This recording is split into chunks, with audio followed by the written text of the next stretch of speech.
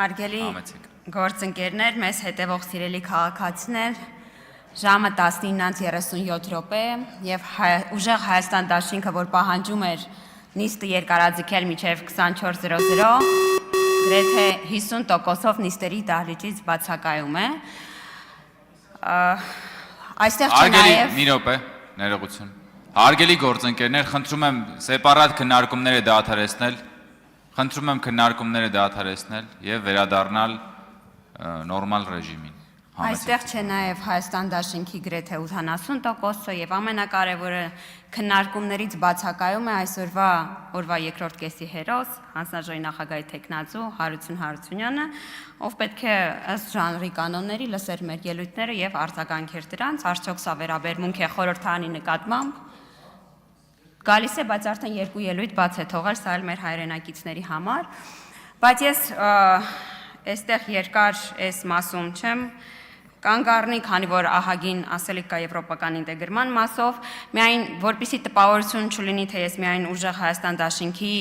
պատգամավորների խոսույթին եմ արձագանքում, պարոն Գարիկ Սարգսյան, խնդրում եմ այսուհետ կանանց մասին խոսելիս եւ իրենց խոսակցություն նկարագրելիս չասել ճվճվ կանայք, որովհետև շատ հաճախ ճվճվում են տղամարդիկ, խոսքը մնում է կանանց հետ, ածականը։ Ես առաջարկում եմ առհասարակ բառերի ընտրություն չպայմանավորել սերով։ Իսկ ինչ վերաբերում է եվրոպական ինտեգրման գործընթացին, հարգելի հայրենակիցներ, ես վստահ եմ, որ լռություն, հարգելի գործընկերներ, լռություն։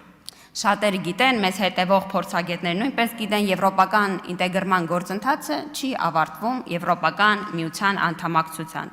Կան մի շարք եվրոպական ԵՄ անդամ պետություններ, որոնք շարունակում են եվրոպական ինտեգրման գործընթացը, որովհետև դա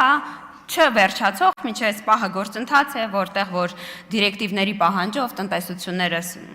ուրեմն մոտարկվում են, օրենսդրությունը մոտարկվում է եւ ուրեմն ճիշտ չէ ասել, որ եվրոպական ինտեգրման հանգրվանը եվրոպական միության անդամակցությունն է։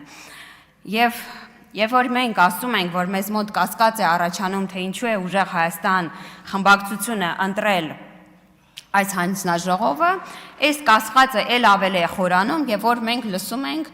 արդեն երկրորդ թեկնածուին։ Նախ մեղմ ասած չի պատկերացնում թեկնածուն ինչի մասին է եվրոպական ինտեգրումը, ինչպիսի առաքելություններ կան Հայաստանում, ինչպիսի առաքելությունների մաս կարող է լինել Հայաստանի Հանրապետությունը, որովհետեւ վստահ եմ, որ եթե պարոն Կարապետյանը լսելիս լիներ թեկնածուին, երբ որ թեկնածուն ասեց, որ կողմ է միանալ եվրոպական միության առաքելություններին, այդ պահին արագ SMS կստանար, որում գրված կլիներ բացառությամբ Ուկրաինայում առաքելությանը։ Եվ պարոն Հարությունյան, քանի որ արդեն խոսք եք տվել, որ Եվրամիության բոլոր դիտորդական առաքելություններին կողմ եք,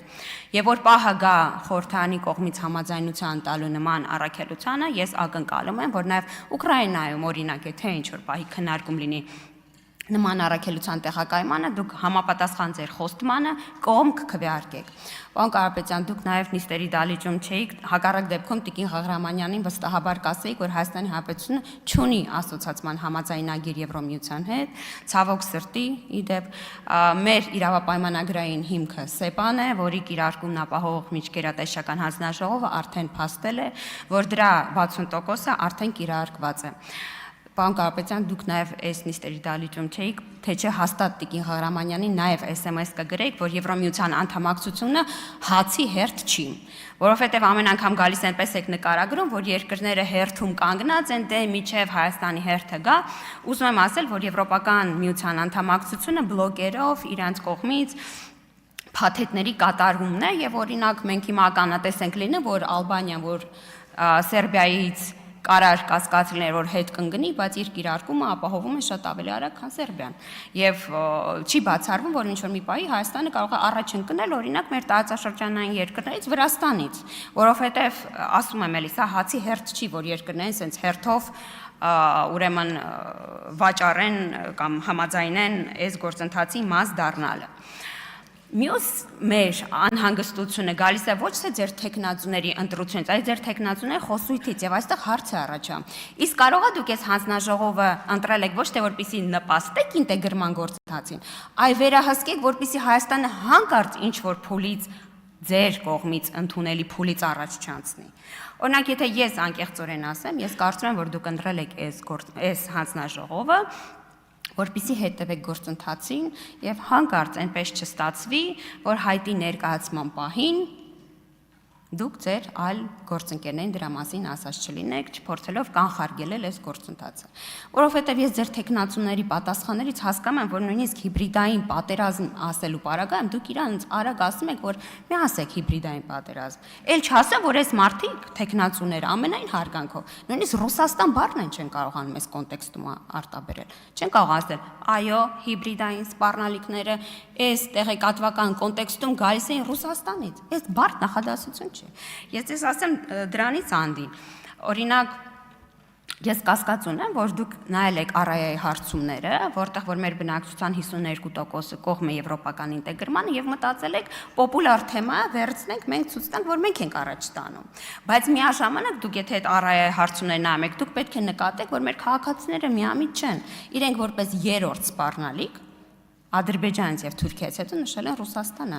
Մեր քաղաքացիներ գնահատում են, որ Հայաստանի Հանրապետության անվտանգային սպառնալիքները Թուրքիայից եւ Ադրբեջանից անդին գալիս են Ռուսաստանից։ Եվ սա առաջին անգամն է, որ հարցումներում երբևէ արված Ռուսաստանը դիտարկվել է որպես անվտանգային սպառնալիք։ Հիմա ինձ հետաքրքիր է դուք որպես եվրոպական ինտեգրման գործընթացի ջահը վերցրած քաղաքական ուժ խորհրդարանում գալու եւ խոսելու եք մեր քաղաքացիների անկեղծ այս սպառնալիքների մասին։ Ասում եմ, դուք այս ամբիոնից չեք կարողանում ասել, հիբրիդային սպառնալիքները գալիս էին Ռուսաստանից։ Ուկրաինան Եվրոմիության անդամակցության թեկնածու է։ Եվ այս տրամաբանության մեջ դուք պետք է շատ նորմալ ընդունեք Զելենսկու այցը, որովհետև եթե դուք եվրոպական ինտեգրման հանձնաժողովն եք վերցրել, դուք չեք կարող այս դիրքորոշման առաջ գնալ։ Ուրեմն գալիս է իմ այն դիրքորոշումը, որ դուք ընտրել եք այս հանձնաժողովը, որպեսզի հանկարծ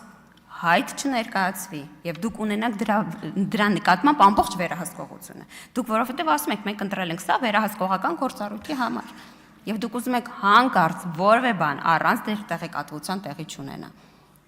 Էսա հակառակ դեպքում ես չեմ կարող գտնել ինքս իմ ներսում բացատրություններ, ինչու ձեր երկու տեխնացուները ամենամինիմալ մտքերը չեն կարողանում այստեղ արտաբերել։ Դուք ունեք այդ բացատրությունը։ Պարոն Հարություն Հարությունյանը չկարողացավ անվանել երկրորդ առաքելության անվանումը։ Մարդ, ով ուզում է ղեկավարել այս հանձնաժողովը, առնվազն բազային գիտելիք պետք է ունենա նրա համար, որպեսզի առաջ տանի այդ օրակարգը։ Այո, ասում եք դիվերսիֆիկացիա։ Դիվերսիֆիկացիան էլ եմ ասում, հնարավոր է ավելի խորացնել DCFTA ունենալով։ Ես երկու տեխնացուներին այս հարցը տվել եմ DCFTA-ի մասին։ Եվ թույլ տվեք ասել, որ քանի որ ձեր փոխկապակցվածությունը հարաբետականի հետ շատ ուժեղ է, սցենարը կրկնվելու ախր դուք ճպտում եք, բայց մենք 13 թվականը անցել ենք։ Սերժ Սարգսյանը չի ստորագրել ասոցիացիան համաձայնագիրը։ Սերժ Սարգսյանը ձեր պես գալիս եւ ասում էր, նույնիսկ չէր ասում 5 տարի, Ժորժ ջան, հա, ջերմուկի շիշ է, Վահագն Արսենյան, հետո։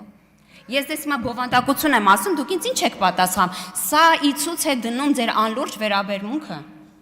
Ես անուններից չեմ վախում։ Ես Մեսրոպ Մանուկյանի հետ պատրաստվում եմ գնալ դատախազություն։ Ժորժ ջան, չեք կարող մեզ այս ամեն ինչը տենց գալիս ասում եք, ձեզ թվում է մենք ինչ որ մեկին մեր թիմից պահելու ենք, եթե նա կոռուպցիայով զբաղվի։ Ես հիմա ձեզ ուղիղ հարց եմ տալի, մի շիշը ցուրտ տվեք։ Ես ասում եմ, դուք անում եք լրիվ նույնը։